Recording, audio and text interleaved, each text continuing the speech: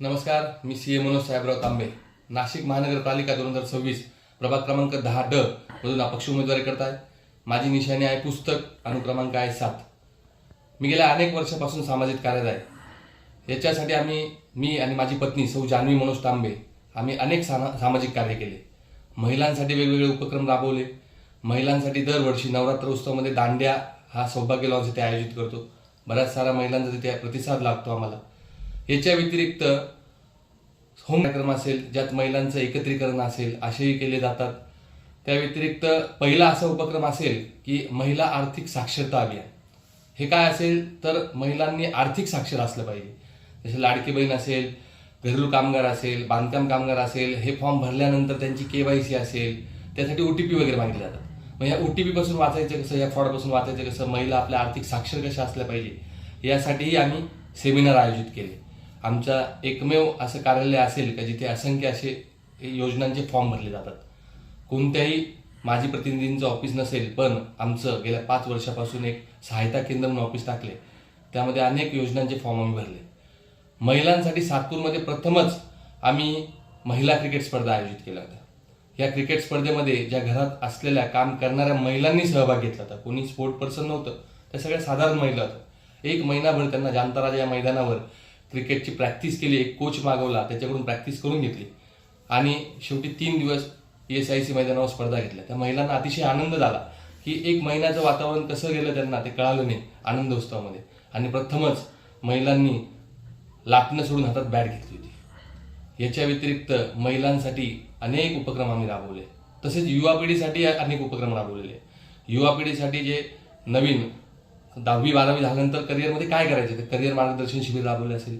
त्या शिबिरमध्ये 10वी-12वी नंतर कुठे ॲडमिशन घ्यायचं, ॲडमिशनची प्रोसेस काय, किंवा करिअर कसं निवडायचं, या सर्वांसाठी तज्ज्ञ व्यक्ती बोलून त्यांच्याकडून मार्गदर्शन करण्यात आलं. याच्या व्यतिरिक्त जे लहान मुलं असेल यांचे मनोबल वाढवण्यासाठी चित्रकला स्पर्धा असेल, काही स्पर्धा असतील, ह्या स्पर्धा आयोजित केल्या. करिअर पुढे घडवायचं कसं, एकदा शिक्षण झालं त्यानंतर नोकरीला जायचं की बिझनेस करायचा, या 2 गोष्टीमध्ये काय करायचं या संदर्भात मार्गदर्शन केलं असेल. रोजगार निर्मितीचं मार्गदर्शन केलं असेल. म्हणजे 10वी-12वी झाल्यानंतर करिअर घेतलं, करिअर झाल्यानंतर ग्रॅज्युएशन झालं, ग्रॅज्युएशन नंतर नोकरीत जायचं असेल तर कोणत्या कंपनीत अप्रोच करायचं, कंपनीत जायचं कसं, हेही मार्गदर्शन आम्ही करतो. याच्या व्यतिरिक्त जर एखादा बिझनेस चालू करायचा असेल तर त्या बिझनेससाठी भांडवल कसं उभारायचं, त्यासाठी वेगवेगळ्या अनुदान योजना कशा आहे सरकारी, अशा एक ना अनेक असंख्य आम्ही युवकांना मदत केली, जेणेकरून आपला परिसरातील युवक सक्षम बनला पाहिजे. याच्या व्यतिरिक्त महिलांसाठी आम्ही रोजगार निर्मिती उपलब्ध करून दिली. त्यांना घरी बसल्या बसल्या मुलांना सांभाळता घरच्याला हात लावता येईल, लाईट बिल, पाणी बिल, किराणा असेल हा सोडवता येईल, अशा हिशोबाने घर बसल्या बसल्या काम उपलब्ध करून दिले. असं महिलांसाठी आणि युवकांसाठी अनेक कामं केली. युवकांसाठी क्रिकेट स्पर्धा असतील, व्हॉलीबॉल स्पर्धा असतील, अशा अनेक स्पर्धा केल्या की जेणेकरून आपल्या परिसरातले खेळाडू घडले पाहिजे आणि त्यांना एक व्यासपीठ मिळालं पाहिजे. या व्यतिरिक्त आम्ही सामाजिक कार्य अनेक केले असेल. जसं की गणपती उत्सवामध्ये खाटूश्याम मंदिराचा देखावा केला होता. या करण्यामागचा उद्देश आहे की खाटूश्याम इथून 1200 किलोमीटरवर आहे आणि आपल्या परिसरातील नागरिकांना, एक कामगार वर्गाला तिथपर्यंत पोहोचणं अवघड होतं. काही आर्थिक परिस्थितीमुळे जाता येत नाही, म्हणून आम्ही तिथून पूजा करून एक मूर्ती आणून इथे स्थापन केली आणि पूर्ण 10 दिवस संपूर्ण परिसरातील भाविकांनी त्याचं मनोभावे दर्शन घेतलं आणि आपल्या मनोकामना तिथे अर्जी लावल्या.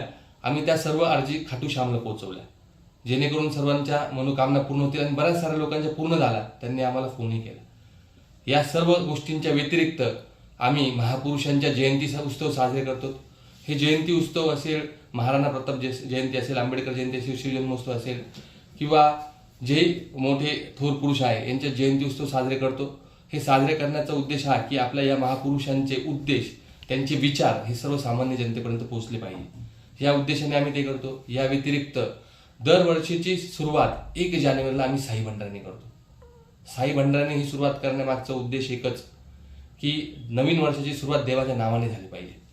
पण यामध्ये हे नियोजन करत असताना माझ्यासोबत जो युवक वर्ग असतो, हा युवक वर्ग 25-26 तारखेपासून 1 तारखेपर्यंत इतका बिझी असतो ते नियोजन करण्यामागे की त्यांना कोणत्याही गोष्टीत वेळ मिळत नाही आणि याचा परिणाम 31 डिसेंबरला होणाऱ्या पार्ट्या ह्या होत नाही. माझ्यासोबत असलेला युवक हा 31 डिसेंबरला या साई भंडाराच्या नियोजनात व्यस्त असल्यामुळे हा व्यसनाच्या नादी लागत नाही आणि ह्या साई भंडाराच्या नियोजनात असल्यामुळे व्यसन करत नाही आणि आपला युवक सुद्धा. असे आमचे अनेक विजन आहे की हे सगळ्या गोष्टी करून आपला परिसर चांगला झाला पाहिजे. लोकप्रतिनिधी म्हणजे काय, तर फक्त वॉटर गटर मीटर, रस्ता, पाणी इतकंच नाही. या गोष्टी करण्यासाठी तुम्ही स्थानिक नागरिक उभे राहिले, एखादा अर्ज केला नगरपालिकेत तरी या गोष्टी होऊ शकतात. NMC ई-कनेक्ट ॲप आहे. या ॲपवर तुम्ही डाउनलोड केलं आणि एखादी तक्रार असेल टाकली तर 24 तासात सॉल्व्ह केली जाते. तुम्ही एखाद्या लोकप्रतिनिधीला फोन केला त्या तक्रारीसाठी, तो दुसऱ्या दिवशी फोन करतो, तिसऱ्या दिवशी माणसं येतात आणि चौथ्या 5व्या दिवशी काम होतं. या प्रोसेसला तरी वेळ जातो. पण NMC ई-कनेक्टवर जर तुम्ही तक्रार टाकली पुढच्या 24 तासात त्यांना ती तक्रार सॉल्व्ह करावं लागते. मग यासाठी नगरसेवक पाहिजे का, यासाठी लोकप्रतिनिधी पाहिजे का? नाही. लोकप्रतिनिधी हा तुमच्या समाजाचा सर्वांगीण विकास करण्यासाठी पाहिजे. मी CA मनोज तांबे हा उमेदवारी करत असेल, तुम्ही असे शिक्षित असलेल्या लोकांना जर पाठिंबा दिला तर हे समाजाचा विकास करतील. यांचा दृष्टिकोन, माझं म्हणणं असं आहे की लोकप्रतिनिधी हा विजन असलेला माणूस आहे.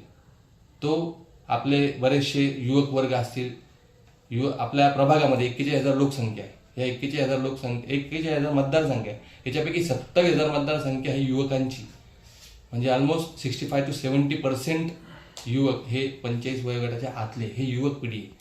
मग हे युवक कोणाला तरी आपला आयडिओलॉजी मानतात. मी मोदी साहेबांना, फडणवीस साहेबांना आयडिओलॉजी मानतो, माझे आयडल मानतो त्यांना. तसे आपले घरातले युवक हे आपल्या लोकप्रतिनिधीला आयडल मानतात त्यांना. तर मग हे लोकप्रतिनिधी कसे असले पाहिजे? जर हे लोकप्रतिनिधी आपल्या पैशांच्या बळावर आणि आपल्या दमदाटीच्या बळावर जर आपल्या युवक पिढीला बिघडवत असेल तर असे असले पाहिजे का? नाही. तर लोकप्रतिनिधी असे असले पाहिजे की जो एक उच्च शिक्षित माणूस तिथे असेल तर आपल्या मुलांनी पण त्याला फॉलो केलं पाहिजे की मी या व्यक्तीसारखा शिकलेला होईल, या पोस्टवर पडेल. काय होतं, आपण आपले युवक त्यांना प्रेरित होतात आणि त्या गोष्टीला प्रेरित होऊन आपला युवक बिघडतो. आपले मुलं, घरातले मुलं हे करिअर सोडून दुसऱ्या दिशेला भरकटतात. परिणाम याचा काय होतो की आपल्या घरातल्या मुलींना त्रास होतो. एक 3 वर्षाची मुलगी असेल किंवा 92 वर्षाची वृद्ध असेल, यांच्यावर अत्याचार होतात. करणारे कोण? हे आपल्याच मुलं आहेत. आणि हे काय करतात, तर यांना वळण वेगळं लागलेलं आहे. पण हे वळण का लागलं, तर यांना वळण व्यवस्थित लावण्यासाठी विजनरी नेता तुमच्याकडे पाहिजे, जेणेकरून परिसरात फक्त रस्ते, खड्डे बुजवणं आणि पाणी या व्यतिरिक्त तुमच्या परिसरात असलेले मोकळ्या पटांगणामध्ये प्लॅनिंग कसं करता येईल. प्रत्येक पटांगणात मंदिर असलं पाहिजे असं नाही. काही पटांगणामध्ये मंदिर असलं पाहिजे, काही पटांगणामध्ये जॉगिंग ट्रॅक असलं पाहिजे, नाना नानी पार्क असलं पाहिजे. आपल्या मुलांना खेळायला ग्राउंड नाही, तर प्रत्येक पटांगणामध्ये मंदिर टाकून चालणार नाही. एखादा मोकळा पटांगण असला त्यामध्ये मुलांना खेळायला ग्राउंड असेल, आपण रस्त्यावर सोडू शकत नाही. मग हे ग्राउंड आपण तिथे उपलब्ध जर करून दिलं तर आपला मुलगा, मुलगी हा घरात मोबाईल न पाहता त्या ग्राउंडवर खेळायला जाईल. त्यानंतर एखादा याच्यात छोटा सभागृह असला पाहिजे. आपला कामगार वस्ती आहे, प्रत्येकाचा वाढदिवस असेल किंवा ज्या काही गोष्टी असतील, छोटे मोठे कार्यक्रम, ह्या कार्यक्रमासाठी आपण दुसऱ्या हॉटेलला जातो, 5, 25, 50 हजार लाख रुपये देतो. हे प्रत्येकाला परवडणार नसतं. तर आपल्या परिसरात जर तो समाज उपयोगी हॉल असेल जिथे छोटे मोठे कार्यक्रम घेऊ शकतो, असे कार्यक्रम एक कमी खर्चात, फक्त जेवणाच्या खर्चात होऊ शकतात, असे सभागृह तिथे बांधले गेले पाहिजे, जेणेकरून छोट्या मोठ्या लोकांचे, गरीब लोकांचे तिथे कार्यक्रम झाले पाहिजे, त्यांचे पैसे वाचले पाहिजे. असे एक ना अनेक उद्देश असलेला विजनरी नेता तुम्ही निवडून द्या. आणि हे कोण करू शकतं, तर शिकलेले चांगले उमेदवार करू शकतात. त्यामुळे मी सर्व लोकांना आव्हान करेन की आपण शिकलेल्या लोकांना निवडून द्या. लोक या निवडणुकीच्या काळामध्ये पाऊस पाडतात, प्रत्येकाच्या घरात पाणी पाठवतात, हे सगळ्या गोष्टी चुकीच्या आहे. मी सर्वांना एकच संदेश देईल की मी एक शिकलेला व्यक्ती आहे, माझ्याकडे विद्या आहे, माझ्याकडे ज्ञान आहे आणि मी सर्वांकडे तेच पोहोचवू शकतो. माझ्याकडे एक विचारधन नावाचं पुस्तक आहे. हे जे पुस्तक विचारधन, हे मी तुमच्याकडे पोहोचू शकतो. या विचारधनमध्ये स्वामी विवेकानंद असेल किंवा थोर महापुरुष असेल, यांचे विचार मी तुमच्यापर्यंत पोहोचू शकतो. येणारा पाऊस आणि पाणी हे किती दिवस पुरेल आणि हे पुस्तक किती दिवस पुरेल हे आपण ठरवायचं. आणि आपण सगळे सुज्ञ नागरिक आहे, आपल्या भवितव्यासाठी आपल्याला कसा उमेदवार पाहिजे हे आपण ठरवायचं. आपले यंग जनरेशन कामासाठी बाहेरच्या गावात जातं, बाहेरच्या सिटीत जातात, त्यांचे आईवडील इथे असतात. मग त्यांचं आईवडिलांचा सेफ्टी हे कोणाकडून आहे हे आपण ओळखायचं. मग आईवडिलांच्या सेफ्टीसाठी कसे उमेदवार निवडून द्यायचे हे आपण ओळखायचं. आणि सगळे वेल एज्युकेटेड आपले परिसर होत चालला आहे. आपल्या परिसराला जर सातपूरपासून कॉलेज रोड बनवायचा असेल आणि कॉलेज रोडपासून एखाद्या पॅरिसमधलं, लंडनमधलं शहर बनवायचं असेल, तर यासाठी उच्च शिक्षित नियोजनबद्ध उमेदवार जर तुम्ही निवडून दिले तर नक्कीच आपल्या परिसराचा विकास होईल. मी सर्वांना आव्हान करेल की या पाऊस आणि पाण्याच्या नादी लागण्यापेक्षा या पुस्तकाच्या नादी लागा आणि हे पुस्तकच आपलं भविष्य घडवेल. आपण सर्वांनी सुज्ञ नागरिक आहे, विचार करायचं. येत्या 15 तारखेला होणाऱ्या निवडणुकीमध्ये मतदान केंद्रावर जाऊन तिथे 4 मतदान तुम्हाला करायचे आहे. असं कुठेही लिहिलेलं नाही की एकाच पक्षाचे 4 बटणं दाबायचे.